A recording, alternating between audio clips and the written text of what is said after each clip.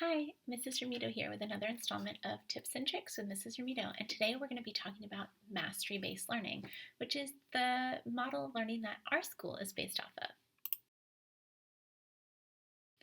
So mastery-based learning, why? Well, it helps students achieve a higher level of understanding, meaning you learn more, which is the goal, isn't it? And it also provides a space for improvement and growth in learning. So it's not just a one-shot takes all kind of learning module. It provides a space for you to show your improvement and your growth. It's a lower stakes model, and it also provides additional instructional support for those who need it when they're trying to show their learning. So how do we do mastery-based learning? How do you do it, I should say?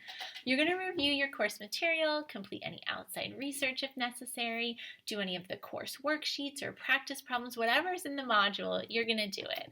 Then you're going to contact your instructor if you have any questions or you want to review a worksheet answers or practice set answers, and then you're going to submit your first attempt on your assignment. Think of this as your rough draft. You are provided additional support here in your learning and reviewing your information from your teacher on your feedback on this rough draft. And if your submission is below mastery or you feel your score doesn't best demonstrate your depth of learning, then you're going to submit your second attempt. And think of this as your final draft. And using the feedback provided by your instructor, you're going to showcase your ability to use that feedback and the material in the course to demonstrate your mastery of the topic. Now, some fun facts about mastery-based learning. The first attempts were actually recorded in the 1920s in a couple of schoolhouses, and then it resurfaced again in the 1950s and 60s. But in the 60s and 80s, with more graduate research on the topic of mastery-based learning, the idea began to take hold.